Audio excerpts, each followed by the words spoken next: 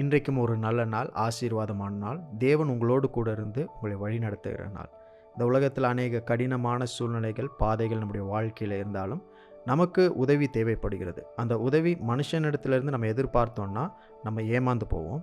ஆனால் தேவனிடத்திலிருந்து நம்மளுக்கு ஒவ்வொரு நாளும் உதவி இருக்கிறது அப்படின்றத நம்ம மறந்துவிடக்கூடாது. சங்கீதம் 121 அதிகாரம் 2வது வசனத்தில் நம்ம படிக்கிறோம். வானத்தையும் பூமியையும் உண்டாக்கின கர்த்தரிடத்திலிருந்து எனக்கு ஒத்தாசை வரும். Voice of God helps you. The voice of God is your help. தேவனுடைய சத்தம் உங்களுக்கு உதவும். தேவனுடைய சத்தம் தான் நம்மளுக்கு உதவியே. ஒத்தாசை அப்படின்னாலே உதவி, ஹெல்ப்னு அர்த்தம். உங்களுக்கும் எனக்கும் இன்றைக்கு உதவி செய்ய போகிறது தேவனுடைய சத்தம். நமக்கு தேவையான உதவி, நாம் எதிர்பார்த்திருக்கிற உதவியை கொடுப்பதே தேவனுடைய சத்தம் தான். அந்த சத்தம் அவருடைய வார்த்தையில் இருக்கிறது. எப்படி அவருடைய சத்தம் வார்த்தையில் இருக்குன்னு நீங்கள் கேட்டிங்கன்னா, இந்த வசனத்தில் படிக்கிறோம், வானத்தையும் பூமியையும் உண்டாக்கின கர்த்தர் அப்படின்னு. அவர் எப்படி வானத்தையும் பூமியையும் உண்டாக்கினார்? அவருடைய வார்த்தையினால்.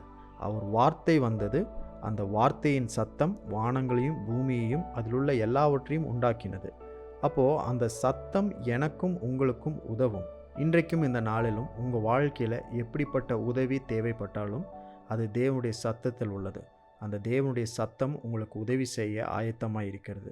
வானத்தையும் பூமியையும் உண்டாக்கின சத்தம் உங்களுக்கு உதவி செய்யும், உங்களுக்கு உதவியை உண்டாக்கும்.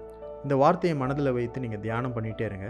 நீங்கள் எந்த காரியத்தை சந்திக்கிறீங்களோ, இன்றைக்கு எப்படிப்பட்ட உதவி தேவைப்பட்டாலும், இந்த வாரத்தில் இந்த மாதத்தில் உங்களுக்கு எப்படிப்பட்ட உதவி தேவைப்பட்டாலும், நீங்கள் பார்க்க வேண்டிய ஒரே இடம், வானத்தையும் பூமியையும் உண்டாக்கின கர்த்தர். வார்த்தையினால் வானத்தையும் பூமியும் உண்டாக்கினார், சத்தத்தினால வார்த்தையும் பூமியும் உண்டாக்கினார்.